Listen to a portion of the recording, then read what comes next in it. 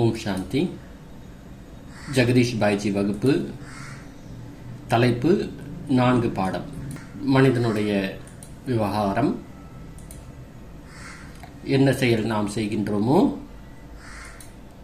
வாழ்க்கை வாழ்கின்றோமோ, உலகத்தில் நடைபெறக்கூடிய அனைத்து விஷயத்திற்கும் முக்கியமாக 5 காரணமாக நடைபெறுகிறது. ஒரு கிராமத்தினுடைய பஞ்சாயத்து இருக்கலாம். ஒரு மனிதன் அதை இயக்குபவர். ஒரு 5 பேர் அவசியம் இருப்பார்கள். ஒரு உயர்ந்த கல்வியினை நமக்கு கொடுக்கின்றார். அதில் முக்கியமாக 4 பாடங்கள் உள்ளன. அதன் மூலமாக 5 விஷயத்தை சரி செய்வதற்கு நாம் முயற்சி செய்யலாம். நாம் செய்யக்கூடிய முயற்சி அந்த 5ஐ சரி செய்வதற்கான வழியினை உருவாக்குகிறது. முயற்சியில் சிலர் முன்னேறி இருக்கிறார்கள், சிலர் பின்தங்கி இருக்கின்றார்கள். இதன் காரணமாகத்தான் அவ்வாறு இருக்கிறார்கள். சில பேர் அந்த 5ஐயும் சரி செய்து விடுகிறார்கள், சிலர் அதில் தளர்வாக உள்ளார்கள். அந்த 5 விஷயம் என்ன? முதலில் மனம். நமது முழு எண்ணமும் உருவாக்குவது மனம். அதனுடைய அனுபவிப்பது, எண்ணத்தினுடைய எந்த எண்ணம் எண்ணுகின்றோமோ அதன் பலனை அனுபவிப்பது மனம்தான். முழு விளையாட்டை விளையாடுகிறது. மனம் சரியாக இருந்தால் முயற்சி சரியாகிவிடும். எனவே இந்த படிப்பின் வாயிலாக நம்மிடம் என்ன ஒரு மாற்றத்தை கொண்டு வருவதற்கு முயற்சி செய்கிறோமோ, மனதை மாற்றுவதற்குண்டான முயற்சி. மனதை மாற்றுவது. மனம் என்ன செய்கிறது? மனதினுடைய தனித்துவம் என்ன, விசேஷம் என்ன, அதனுடைய தகுதி என்ன? மனதை எந்தெந்த விஷயத்தில் நாம் சரி செய்ய வேண்டும்? மனதை சரி செய்வது இது பெரிய ரூபத்தில் மேலோட்டமாக சொல்லப்பட்டுவிட்டது. ஆனால் மனம் என்ன செய்கிறது? மனம் குழப்பமாக இருக்கிறது என கூறுகிறோம். அதனுடைய பாவனை என்ன, பாவம் என்ன? மனதை நிலைப்படுத்துங்கள், ஒரு நிலைப்படுத்துங்கள். அதன் மீது அப்படி என்றால் என்ன? மனம் என்ன செய்கிறது? நீங்கள் பார்ப்பீர்கள், மனம் விருப்பப்படுகிறது. இச்சைகள் மனதினுடைய ஒரு முக்கியமான வேலை. மனதினுடைய வேலை அது விருப்பப்படுகிறது, இச்சை கொள்கிறது. காமனை, அதாவது விருப்பம், இதுதான் மனம் செய்கிறது. அதற்காக பாபா நமக்கு புரிய வைத்திருக்கிறார். பாபா சொல்லியிருக்கிறார், இச்சா மாத்திரம் அவித்யா. அதாவது இச்சை என்றாலே தெரியாத நிலை. இச்சைக்கு பின்னால் மனம் ஓடுகிறது.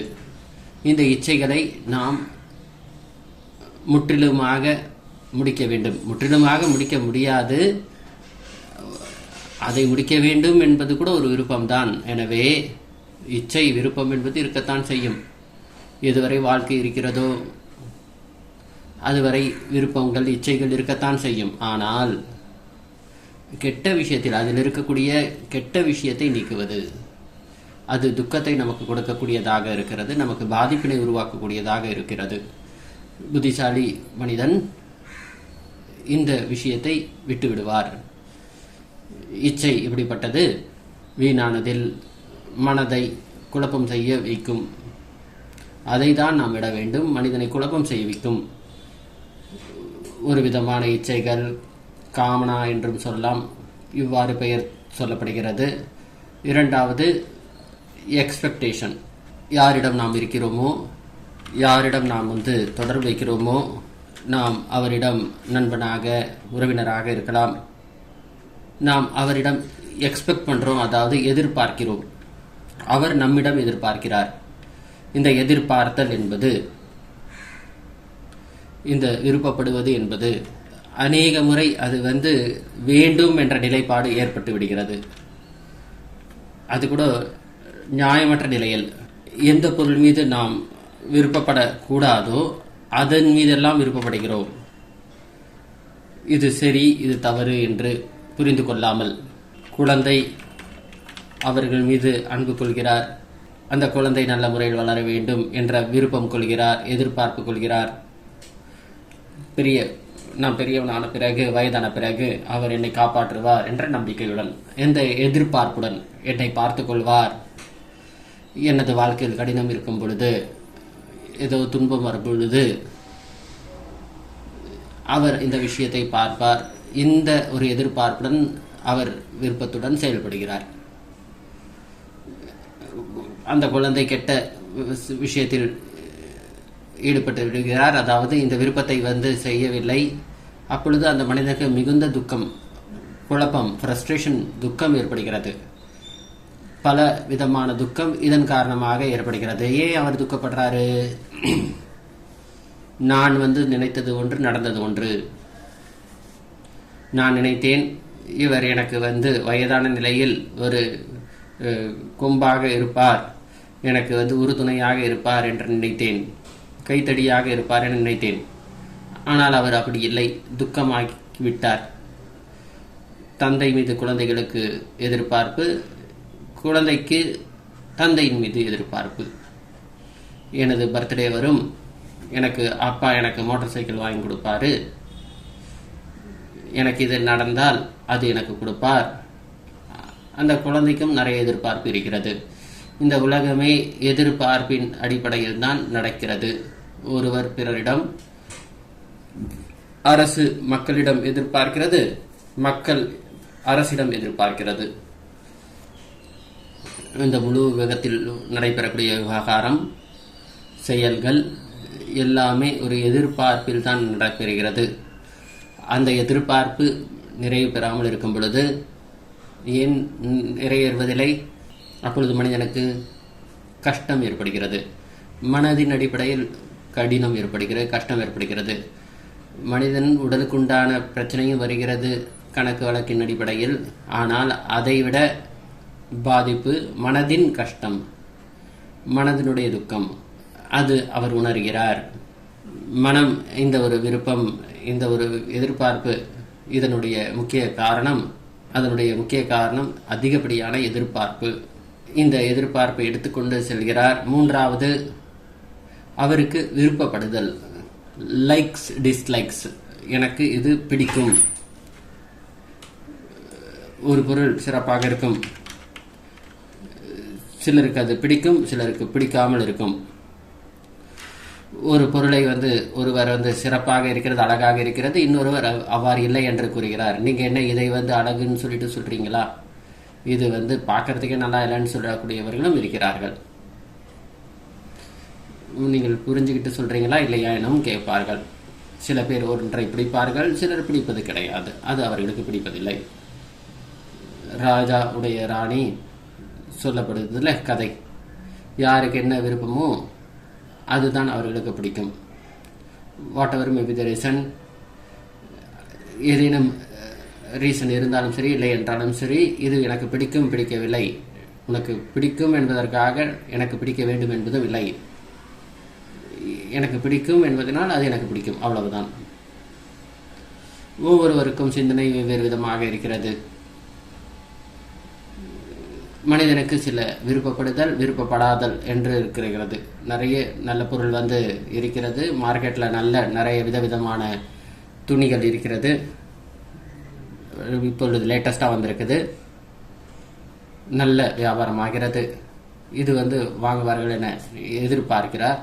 ஆனால் அந்த ஒரு கஸ்டமர் அதை மறுக்கவிட்டார்.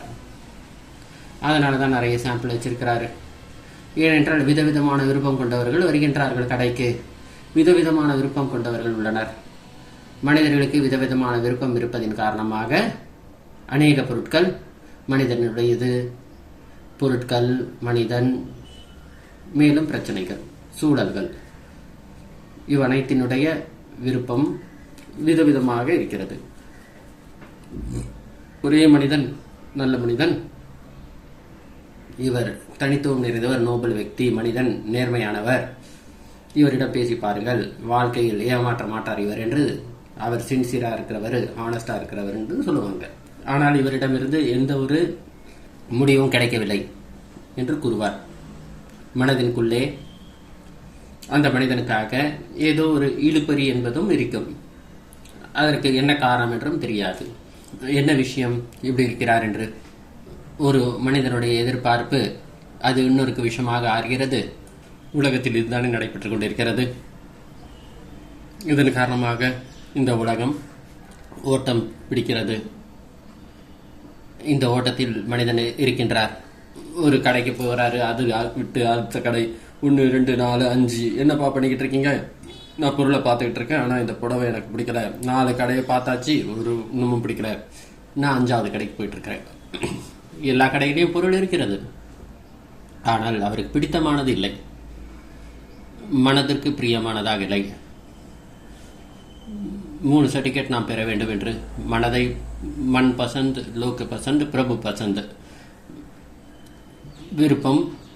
இது ஒரு விசித்திரமான விஷயம். மனதிற்கு பிரியமானது, இறைவனுக்கு பிரியமானது, உலகத்திற்கு பிரியமானது. எனக்கு பிடிக்கும் பிடிக்காதது. எந்த பொருள் மீது விருப்பப்படுகிறாரோ, சிறப்பாக இருக்கிறது என சொல்லுகிறார்களோ, லைக்ஸ் டிஸ்லைக்ஸ் ஆகிறது, அதன் மீது விருப்பம் ஏற்பட்டு விடுகிறது. அது இல்லாமல் இருக்க முடிவதில்லை. முதலில் அவர் வைன் குடிக்கிறார், அப்புறம் ஒயின் மனிதனை குடித்து விடுகிறது. அவர் குடிக்காமல் இருப்பதில்லை. அவ்வாறு அவர் ஆகிவிடுகிறார். அவர் மீது ஈர்ப்பு அவ்வளவு ஏற்பட்டு விடுகிறது, அதன் மீது அதை விடுவ முடிவதில்லை. இப்படியும் நடக்குது. எனவே எனக்கு பிடிக்கும் பிடிக்காதது என்பதான 3வது விஷயம். இந்த ஒரு நான் இது எனக்கு சுத்தமாக பிடிக்காது என கூறக்கூடிய நிலை. கடைசியில் என்ன நடக்கும்? இது உனக்கு பிடிக்காது என்பது அது வெறுப்பாக மாறுகிறது. டிஸ்லைக் என்பது அது வெறுப்பாக மாறும். அப்போ விருப்பம் என்பது என்ன? இவர் நல்ல மனிதன். கொஞ்சம் கொஞ்சமாக என்ன நடக்குது? அதன் மீது நீங்கள் விருப்பப்படுகிறீர்கள், அவர் மீது ஈர்க்கப்படுகிறீர்கள். நீங்கள் இந்த பூமியின் மீது ஈர்ப்பு, மனதினுடைய ஒரு விளையாட்டும் இருக்கிறது. மனதை மாற்ற வேண்டும் என கூறுகிறோம். அந்த ஒரு விருப்பம், எதிர்பார்ப்பு இதெல்லாம் ஏற்படுவதனால் அதை நாம் சரி செய்ய வேண்டும். பிடிக்கும் பிடிக்காது, எது நமக்கு பிடிக்க வேண்டும், எது பிடிக்கக்கூடாது என்பதில் தெளிவு வேண்டும். இதில் புத்திசாலித்தனம் தேவை. மனிதர்களில் ஏற்றத்தாழ்வு இருந்து கொண்டே இருப்பது என்பது சிறப்பானதல்ல. ஸ்திதி மாறிக்கொண்டே இருப்பது சிறப்பாக இல்லை. மனம் ஒருநிலைப்பட்டு இருக்க வேண்டும்.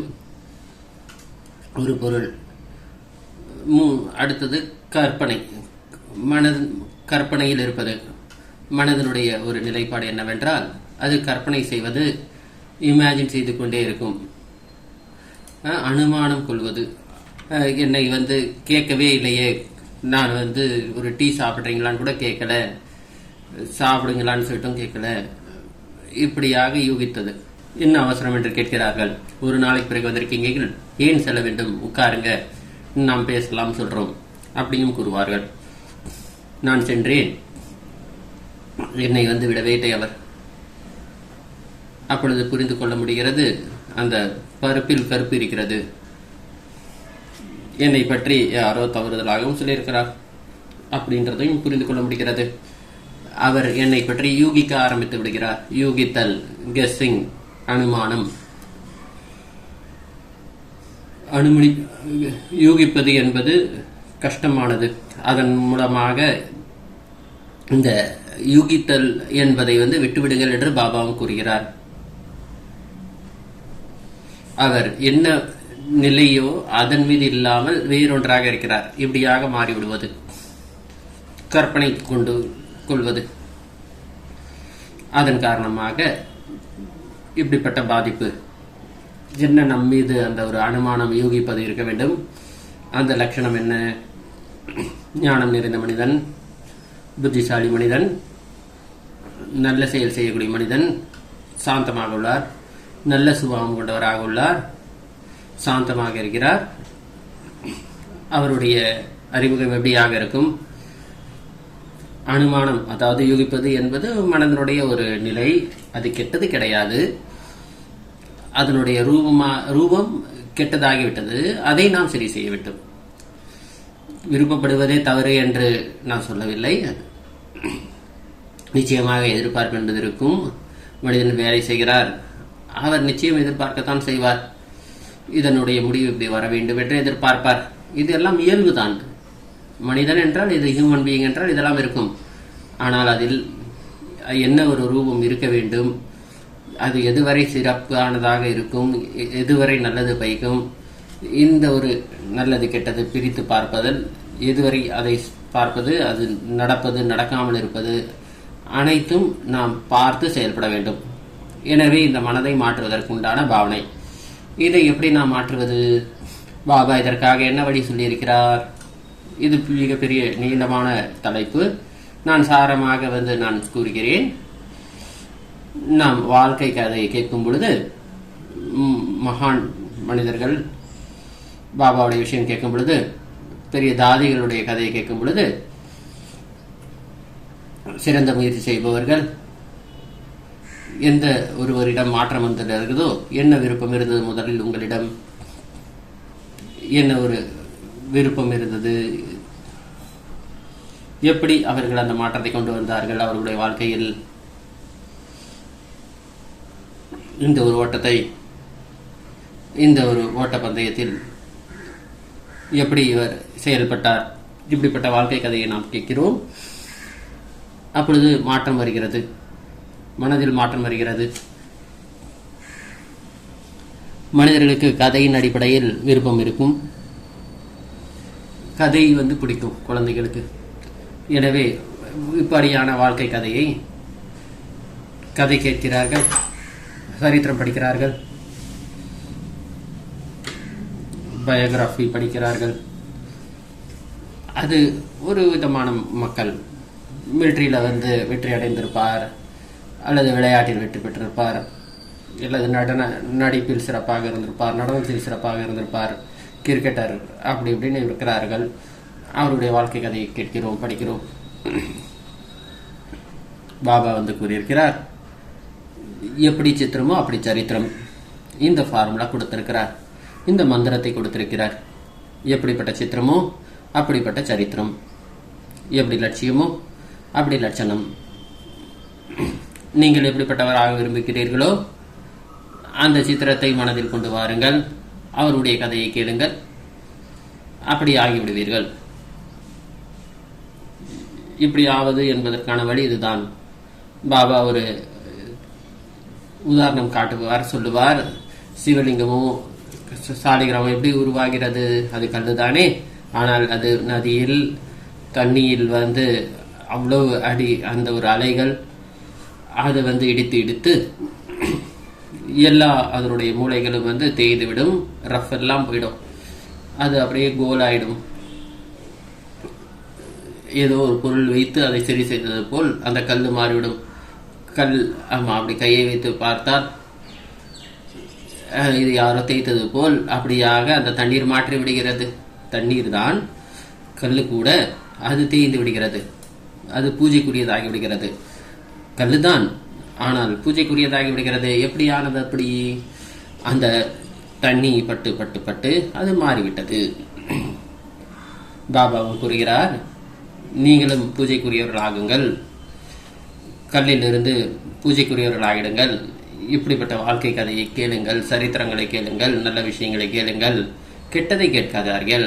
கெட்டதை கேட்பதின் மூலமாக விஷயத்தை கேட்பதனால் அப்படியாக மாறிவிடுவீர்கள். As you think so shall become.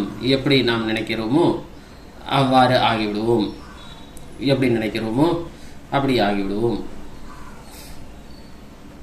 நீங்கள் மனதை சரி செய்ய விரும்புகிறீர்கள் என்றால் அதற்கான வழி இதுதான்.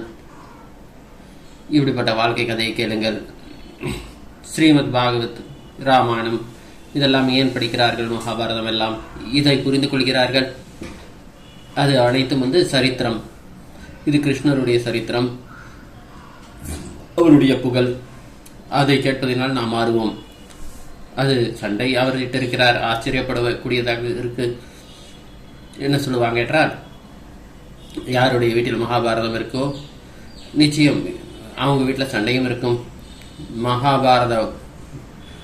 மகாபாரத புத்தகத்தை யார் வைத்து விட்டார்களோ வீட்டில், அவங்க வீட்டில் சண்டை நிச்சயம் ஏற்படும். துரியோதனன் இப்படி சொன்னார், துரியோதன் போல யாராவது கேள்வி கேட்டால் அர்ஜுனன் புரிஞ்சுக்கிட்டு உடனே அவரும் அம்பு எய்வார், அப்படித்தானே செய்வார். எப்படி படத்தை வைத்திருக்கிறார்களோ அப்படித்தானே செய்வார். நீங்கள் பார்த்தீர்கள், தசரா வருகிறது, ராமர் அம்பு எய்வதை பார்க்கிறார்கள், எல்லாரும் அப்படி பண்ண ஆரம்பிச்சிட்டாங்க. சின்ன குழந்தைகளும் அது ஆமாம் பஜார்ல இருந்து அம்பெல்லாம் வாங்கிட்டு வந்துடுறாங்க. கையை கண்ணை உடைச்சிடுறாங்க, கண்ணை பாதிப்படைய வச்சிடுறாங்க, அடிச்சிடுறாங்க குழந்தைங்க. இப்படி எல்லாம் அம்பு இதெல்லாம் எங்க கத்துக்கிட்டாங்க? ராமாயணம் பார்த்து கேட்டு. ராமர் கதை நமக்கு என்ன சொல்லுது? ஆனால் கத்துக்கொண்டது என்ன? அனுமன் போல கதையை எடுத்துக்கொண்டு அடிக்க துவங்கி விட்டார்கள். ரெண்டு அண்ணன் தம்பி சண்டை போட்டுக்கிறாங்க. இதன் மூலமாக ஆகிறது என்ன? எப்படி பார்க்கிறீர்களோ இந்த பார்வையானது, அது பிலிமாக இருக்கலாம், அது சித்திரமாக இருக்கலாம், மனதின் மீது அதனுடைய பாதிப்பு ஏற்பட்டு விடுகிறது. மனதில் அது ஆழ்ந்து சென்று விடுகிறது. மனதில் அதனுடைய சித்திரம் உருவாகி விடுகிறது. எனவே பாபா கூறியிருக்கிறார், பாபா சாதாரண மொழியில் சொல்லியிருக்கிறார், இந்த முழு பிலாசபியுடைய சாரம் முழு உலகத்தை மாற்றுவதற்கு, சமுதாயத்தை மாற்றுவதற்கு, மனிதனை மாற்றுவதற்கு, குடும்பத்தை மாற்றுவதற்கு ஒரு வழி உள்ளது, ஒரு பரம மருந்து உள்ளது. எப்படிப்பட்ட சித்திரமோ அப்படி சரித்திரம். இதை நாம் நினைவில் வைக்க வேண்டும். சித்திரம் சரித்திரம், இதை நினைவில் வைத்துக்க வேண்டும். நீங்கள் பார்த்திருப்பீர்கள், யாருடைய வீட்டில் சங்கர்ஜி சித்திரம் வைக்கப்பட்டிருக்கிறதோ அவர் யோகத்தில் அமர்ந்திருக்கிறார், வஸ்திரமும் இல்லாமல் இருக்கிறார், ஆடையின்றி இருக்கிறார். அவருடைய கண்களில் இருந்து என்ன தெரிகிறது? ஆனந்தம் கொள்கிறார் என்று. அப்படித்தான் முயற்சியும் செய்வார். நம்முடைய வாழ்க்கையும் இப்படி ஆகிவிட வேண்டும் என்று. மீராவுடைய சித்திரம் வைக்க கொண்டிருப்பவர்கள் அவர்கள் சொல்லுவார்கள், எனக்கு கோபாலிடம் பக்தி, இறைவனையே நான் நினைவு செய்ய வேண்டும். எப்படி மீரா செய்தார்களோ, வாழ்க்கை என்றால் இப்படித்தான். பிரபுவே இப்படி என்னை செய்யுங்கள், மனம் உங்களிடமே இணைந்திருக்க வேண்டும் என்ற எதிர்பார்ப்பு. ஏன் நிறைய சித்திரம் இருக்கிறது, இந்த சித்திரத்தையே வைத்தார்கள், எந்த சித்திரத்தெல்லாம் விட்டுட்டு மீரா சித்திரத்தையும் வச்சாங்க, ஏன் வாங்கினாங்க அதை? ஏனென்றால் அவருக்கு விருப்பம் இதுதான், நான் இவ்வாறு ஆக வேண்டும். வேற யாராவது சண்டை, மகாராண் பிரதாப், சிவாஜி அந்த படம்லாம் வச்சு மாட்டுறாங்கன்னா அப்போ அவருக்கு இவ்வாறான விருப்பம் இருக்கிறது, அது பொறுத்து தானே வாங்கி வருவார். எனவே தான் எப்படி சித்திரம் இருக்கிறதோ அப்படி சரித்திரம், எப்படி சரித்திரம் உருவாக்க விருப்பம் கொள்கிறார்களோ அதற்காக அப்படிப்பட்ட கதையை கேட்க வேண்டும். இந்த பக்தி மார்க்கத்தினுடைய கதை அல்ல, ரியல் மனிதன் தேவதையான கதையை கேளுங்க. நாம் நமக்கு இடையே முயற்சி செய்யக்கூடியவர்கள், பாபா சொல்வார், உண்மையான பிராமணன் என்று. மிக முக்கியமான விஷயம், பெரிய விஷயம். அதை கேட்டு கேட்டு கேட்டு கேட்டு நீங்கள் இப்படியாக நான் ஆகிவிட்டேன் என்ற உணர்வு வரும். இந்த பிரேரணையில் நமக்கு கிடைக்கும், இன்ஸ்பிரேஷன் இருக்கும், மோட்டிவேஷன் ஏற்படும். அப்படியாக ஆவதற்குண்டான முயற்சி செய்வோம். முயற்சி செய்து செய்து மனம் உயர்ந்த நிலை அடையும். இந்த மனதை மாற்றுவதற்குண்டான முயற்சி, இதன் மூலமாக தியாகம் ஏற்படும், வைராகியம் ஏற்படும். இப்படிப்பட்ட வாழ்க்கை கதையை கேட்கும் பொழுது, பாபாவுடைய வாழ்க்கை கதையை கேட்டிருப்பீர்கள். அவர் பெரிய வியாபாரி, நல்ல சிறந்த வியாபாரம் நடைபெற்று கொண்டு இருந்தது, வீடு இருந்தது, பணம் இருந்தது, எல்லாம் இருந்தது. அவர் சென்று காசி, ஹரித்வார் ஆசிரம் கட்டியும் இருந்திருக்கலாம். ஆனால் இறைவனை தான் ஜபிக்க வேண்டும் என்று இருந்தால் எப்படிலாம் இருந்திருக்கலாம். என்ன அவசியம் ஏற்பட்டது? இப்படியாக இந்த விஷயத்தை செய்வதில் முழுசும் கொடுப்பதற்குண்டான நிலை பாபா சொன்னதினால், நீங்கள் முழு உலகத்தை கொண்டு வர வேண்டும் என்று சொன்னதின் காரணமாக அப்படிப்பட்ட நேரம் வந்தது. என்னெல்லாம் செயல் செய்தாரோ அந்த வயதான நிலையிலும் கையினால் வேலை செய்ய வேண்டிய ஒரு நிலையும் ஏற்பட்டது. வேலையாட்கள் செய்யக்கூடிய வேலையும் செய்ய வேண்டிய நிலையில் இருந்தது. இது தியாகத்தினுடைய வாழ்க்கை. தனக்காக எதையும் வைத்துக் கொள்ளவில்லை, அனைத்தையும் கொடுத்து விட்டார், தானம் செய்து விட்டார். பாபாவுடைய வேலைக்கு வீட்டையும் கொடுத்து விட்டார். ஓமண்டலி சத்சங்கம் துவங்கியது. என்னவெல்லாம் இருந்ததோ எல்லாத்தையும் இதில் ஈடுபடுத்தி கொண்டார். குழந்தைகளை, யுகலை, மனைவியை, சத்தியம் வருகிறது என கூறினார். விநாசம் நடைபெற இருக்கிறது என கூறினார். எவ்வளவு நிந்தனை கேட்டார், எவ்வளவு கிரிட்டிசைஸ் பண்ணாங்க எல்லாரும், எவ்வளவு கஷ்டங்களை தாங்கி கொண்டார். யாரெல்லாம் மதித்தார்களோ அவர்களும் எப்படிப்பட்ட எதிரிகளாக மாறிவிட்டார்கள், எல்லாத்தையும் கேட்டார். ஆனால் இது தியாகத்தினுடைய நிலை. தியாகம் செய்து விட்டார். இப்படிப்பட்ட விஷயத்தை கேட்கும் பொழுது நம்முடைய வாழ்க்கையும் இப்படியும் நாம் இருக்க வேண்டும் என்ற எண்ணம் வருகிறது. எதையும் எடுத்துக்கொண்டு செல்ல போகின்றோம், நாம் எதற்காக இருக்கிறோம், இது அனைத்தும் அழிய போகிறது என்றால் நாம் பெற்றோம் என்றால் செய்யத்தானே வேண்டும். இந்த சத்சங்கத்தை இங்கே உருவாக்குங்கள். பாபா எப்படி துவக்கினாரோ அப்படி துவங்க வேண்டும். எங்களுக்கு ஒரு ஆசிரம் என்ற அந்த ஒரு ரூபத்தை கொடுங்கள். 2 வேலையும் நடைபெற வேண்டும். நாம் இருக்கவும் செய்யணும். பாபாவுடைய செய்தியும் இங்கிருந்து பெற்றுக்கொண்டு செல்ல வேண்டும். இன்றைய காலத்தில் வீடு கட்டுகிறார்கள். பாத்ரூம் லெட்டின் எப்படி இருக்க வேண்டும், கிச்சன் எப்படி இருக்க வேண்டும், டைனிங் ரூம் எப்படி இருக்க வேண்டும், பெட்ரூம் எப்படி இருக்க வேண்டும். ஆனால் இதை எவரும் யோசிக்கவில்லை. சத்சங்கம் எப்படி இருக்க வேண்டும், அதாவது அந்த ரூம் எப்படி இருக்கணும், பாபா வீடு எப்படி இருக்கணும்னு யோசனை பண்ணுறது குறைவாக இருக்கிறது. நல்ல விஷயத்தை இங்கே கேட்க வேண்டும். பாடசாலையில் நல்ல அங்கே அமர வேண்டும். லாபின்னு சொல்லுவாங்க. ஆனால் அங்கே இங்கே எல்லாமே சேர் எல்லாம் போட்டுருவாங்க. மியூசியம் போல, வீட்டையும் மியூசியம் போல மாற்றிவிடுவார்கள். பார்ப்பதற்கு எல்லாரும் வர வேண்டும். அந்த ஒரு விருப்பத்தோடு செல்வது, அதை சரியாக பயன்படுத்துவது, எல்லாமே எரிய போகிறது. எதுவும் பலனை கொடுத்து விடுமா? இதனுடைய முடிவு என்ன நடைபெற இருக்கிறது? இது புரிந்து கொள்ள முடிகிறதா?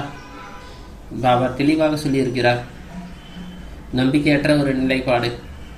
அப்பொழுது சந்தேகம் இருந்தால் கேளுங்கள். நாம் வெளிப்படைய வேண்டும். இருக்கிறது என்றால் பயன்படுத்துங்கள். ஆனால் அது நன்மைக்காக பயன்படுத்துங்கள், பிறருக்காக பயன்படுத்துங்கள். பிறருக்கு சுயநலம் என்ற நிலை இல்லாமல். இன்றைய காலத்தில் பாரதியில் அநேக பேரிடம் அவ்வளவு பணம் இருக்கிறது. குகைகளை எல்லாம் உருவாக்குறாங்க, மலைகளை உருவாக்குகிறார்கள், மைதானத்தை உருவாக்குகிறார்கள். என்னன்னு சொல்லுவது? ஃபார்ம் ஹவுஸ்ன்னு வாங்க, பங்களான்னு சொல்றக்கூடிய நிலை சத்தியுகத்தை போல கட்டி வச்சிருக்கிறாங்க. வீட்டுக்கு செல்ல வேண்டிய அவசியம் இல்லை. சரி, செய்து வைக்கிறீர்கள். இன்கம் டேக்ஸ்ல இருந்து தப்பிக்கிறதுக்கு இப்படியெல்லாம் பணத்தை செலவு செய்து வைத்திருக்கிறார்கள். நல்ல வீடு தான் இருக்கிறது. இந்தியாவிலும் நிறைய செல்வந்தர்கள் இப்படியும் இருக்கிறார்கள். மிக சிறப்பாக வைத்திருப்பவர்கள் உள்ளார்கள். எதற்காக அது பயன்படும்? நிலை முடிவில் என்ன ஏற்படும்? யார் அதன் மூலம் பலன் அடைய போகின்றார்கள்? அதை பயன்படுத்துங்கள். இது என்ன வருகிறதோ அதை நீங்கள் பயன்படுத்துவதற்கு, அதன் மூலமாக சேவையை செய்ய வையுங்க. இப்படிப்பட்ட வாழ்க்கை கதையை கேட்கும் பொழுது அப்பொழுது நமது மனதில் மாற்றம் ஏற்படும். மனதை மாற்றுவதற்கு பாபா தெரிவித்திருக்கிறார். இச்சை, விருப்பம், எதிர்பார்ப்பு இவையெல்லாம் கூறினேன். இவனைத்தையும் மாற்றுவதற்கும் சேஞ்ச் ஆஃப் மைண்டு, மனதை கட்டுப்படுத்துவது என்ற நிலை வேண்டும். மனதை மாற்ற வேண்டும். மனதை டிரான்ஸ்ஃபார்ம் பண்றது, சுய மாற்றம் கொண்டு வருவது. அப்பொழுதுதான் உலக மாற்றத்தை கொண்டு வர முடியும். இதை தான் கூறுகிறோம். அதனுடைய முதல் படி இதுதான். எனவே மாற்றம் செய்யுங்கள், நல்ல விஷயத்தை கேளுங்கள். வாழ்க்கையில் நடைமுறையில் மாற்றம் வரும் பொழுதுதான் யாரெல்லாம் பார்த்தார்களோ அவருடைய வாயிலிருந்து கேட்கிறோம். மனம் அதில் போய் படுகிறது. நாம் என்ன செய்வது? அப்பொழுது மனம் இப்படிப்பட்ட சிந்தனையை உருவாக்குகிறது. முதலில் பக்தி மார்க்கத்திலும் பக்திக்காக பெயர் வைத்து அறையை ஒதுக்கி வைத்தார்கள். அப்படி ஒரு செவர்லேயே படம் சித்திரம் மாட்டிடுவாங்க. கீதையை ஒரு துணியில மூடி வைப்பாங்க. அதை சிலர் ஒரு மந்திரம் என்னும் கூறுவார்கள். இப்பொழுது இதை கூறுகிறோம். என்ன இப்படி உருவாக்கி இருக்கிறீங்கன்னு சொல்லிட்டு மக்கள் சொன்னாலும் இப்படிப்பட்ட ஆர்கிடெக்டரும் இருக்கிறார்கள். யார் இந்த ஆர்கிடெக்டர் உங்களை உருவாக்கி செய்தார்கள்? வீட்டிலிருந்து சத்சங்கத்தையும் நீக்கிவிட்டீர்கள், கீதையும் நீக்கிட்டீங்க, மற்றபடி எல்லாத்தையும் வைத்திருக்கீங்க. இதுதான் நிலை. இதை மாற்றுவதற்கு வேண்டியது மனம் அடுத்தது புத்தி, பஞ்சாயத். முதலில் நான் கூறினேன், முக்கியமானது பஞ்சாயத்தினுடைய மெம்பர் அது புத்தி. புத்தியினுடைய விளையாட்டும் பெரிய விளையாட்டு. புத்தி என்ன செய்கிறது? சொல்லப்படுகிறது விநாசகால விபரீத புத்தி. அது தலைக்கீழான செயல் செய்ய துவங்கி விடுகிறது. எனவே தான் மனிதர்கள் சொல்கிறார்கள், பிரபுவே எங்களுக்கு எதுவுமே வேண்டாம், எதுவுமே வேண்டாம். மனதின் மூலம் கூறுகிறார்கள், எங்களுக்கு சத்திய புத்தியை கொடுங்க, நல்ல புத்தி கொடுங்க, புத்தி சிறப்பாக இருக்க வேண்டும். யாருடைய புத்தி நல்லா இருக்கிறதோ, நல்ல செயலை செய்வதற்கு இருக்கிறதோ, நல்ல செயல் செய்கிறதோ அதனுடைய பலன் நிச்சயம் நல்லதாக கிடைக்கும். அதுதான் சட்டம். இது கர்மத்தினுடைய விளைவு சித்தாந்தம். மதிப்பு மிகுந்த என்ன செய்கிறீர்களோ அதை பலனடைவீர்கள். இது எல்லாமே நாம் புரிந்து கொள்வது. மனிதனிடம் முக்கியமான பொருள் என்ன கிடைக்க வேண்டும்? இறைவனிடமிருந்து நாம் பரிசை பெறுகிறோம். என்ன கேட்பாங்க கடவுளிடம்? தினமும் அமிர்த வேலை எழுந்து யோகா பண்ணுறோம், போக வைக்கிறோம். வியாழக்கிழமை அந்த நாட்களில் போக வைக்கிறோம். நினைவு செய்தாலும் பாபா நினைவு செய்து சாப்பிடுகிறோம். அப்படியான அன்பில் செய்கிறீர்கள். பாபா நினைப்பார், நான் உங்களுக்கு எதினும் பரிசு கொடுக்க வேண்டும் என்று. அப்போ நமக்கு என்ன வேண்டும்? நமக்கு வேண்டியது சத் புத்தி, சிறந்த புத்தி, நல்ல புத்தி, ஈஸ்வரனை சிந்திக்கக்கூடிய புத்தி, பாபாவை நினைவு செய்யக்கூடிய புத்தி, நல்ல விஷயத்தையே யோசிப்பது, அன்னப்பறவை போல ரத்தினத்தை எடுத்துக் கொடுவது, கல்லை விட்டு விடுவது, குப்பையை விட்டு விடுவது, கெட்ட செயலை செய்யாமல் இருப்பது சொல்லப்படுது தானே. காகை, அப்புறம் பார்த்தீங்கன்னா காக்கா இனிமையான பேச்சு பேச வேண்டும். இரண்டும் கருப்பாக இருந்தாலும் இது புத்தியை காட்டிவிட்டது. உடனே அந்த அந்த காக்கையை விரட்டி விடுவார்கள். ஆனால் டேப் ரெக்கார்டை எடுத்துக்கோ, குயில் வந்துச்சுன்னா குயில ரெக்கார்டு எடுத்துக்கோ.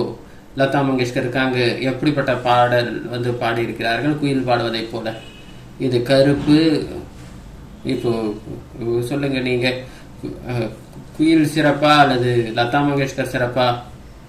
அவங்க சின்ன வயசுல இருந்து பாடிக்கிட்டு இருக்காங்க, பாடுறவங்களுக்கே குரு. பாருங்க, மனிதர்களுக்கு ஒரு ஒப்பிட்டு பார்க்கக்கூடிய நிலை, டைட்டில்ஸ் கிடைக்கிறது, அவர்களிடம் உயர்ந்து விடுகிறார்கள். இது சரத்தினுடைய விஷயம் அல்ல, புத்தி, புத்தியினுடைய வருமானம். புத்தி இறந்து விட்டது என்றால் எல்லாமே இறந்துவிடும். ராவனுடைய புத்தி ஆகிவிடக்கூடாது. பக்தியில் என்னென்னலாம் செய்யப்பட்டிருக்கிறதோ என்ன உள்ளது? ராவனுடைய தலை எப்படி காட்டப்பட்டிருக்கிறது? ஒரு தலை அல்ல, அநேக தலை.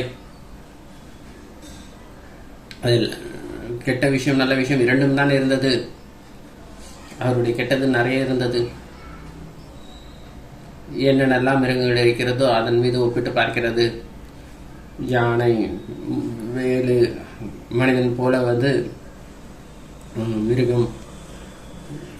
அவர் தலைக்கீழான செயலை செய்தார், அப்படித்தானே?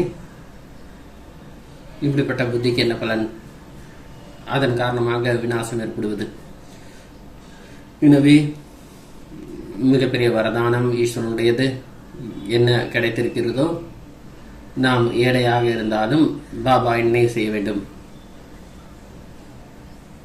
மனதில் சந்தோஷம் இருக்க வேண்டும், சாந்தி இருக்க வேண்டும். யாரிடம் படம் இருக்கிறதோ அதற்கான பலனும் இருக்கிறது, இழப்பும் இருக்கிறது. நீங்கள் பாருங்கள், அவங்க வாழ்க்கையை பாருங்க. யாரிடம் அதிக படமாக இருக்கிறதோ மனிதர்களுடைய பார்வை அவர்கள் மீது இருக்கும். பணம் தேவை என்றால் அவர்கிட்ட கேள்வி கேட்குங்க, ஆனால் அவர்கள் திரும்ப கிடைக்கும் என்பது இல்லை. ஆனால் நேரப்படி கண்ணை திறந்து கொள்ளுங்கள் என்று கூறுவார்கள். இது என்னுடைய, நான் இவருடைய சொந்தக்காரன், கொஞ்சம் போய் பணம் கேட்குறேன், அவர் கொடுத்துருவாரு. இவ்வளவு காசை கூட ஏற்றுக்கிட்டு போகிறாரா என்ன இவர்?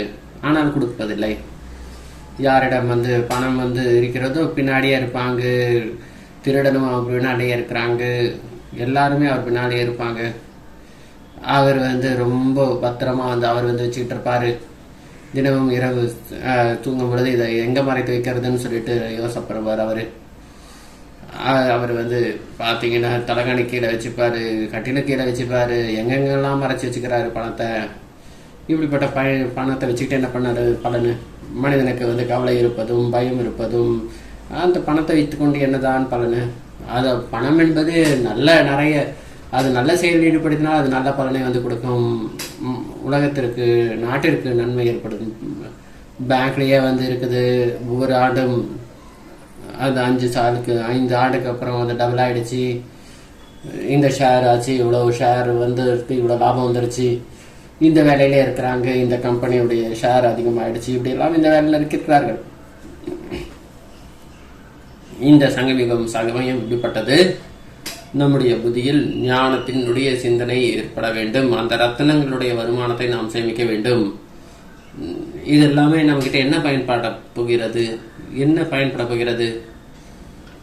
நமக்கு தேவையானது இருக்க வேண்டும் தான், அவசியம் ஏற்படத்தான் செய்யும். அதனால் தேவைப்படுவது இருக்கத்தான் வேண்டும். எனவே தூய்மையான புத்தி வேண்டும், திவ்ய புத்தி இருக்க வேண்டும். தெய்வீக புத்தி தான் மிகப்பெரிய வருமானம். மேலும் அதை பற்றி அப்புறம் பேசலாம். நன்றி. ஓம் சாந்தி.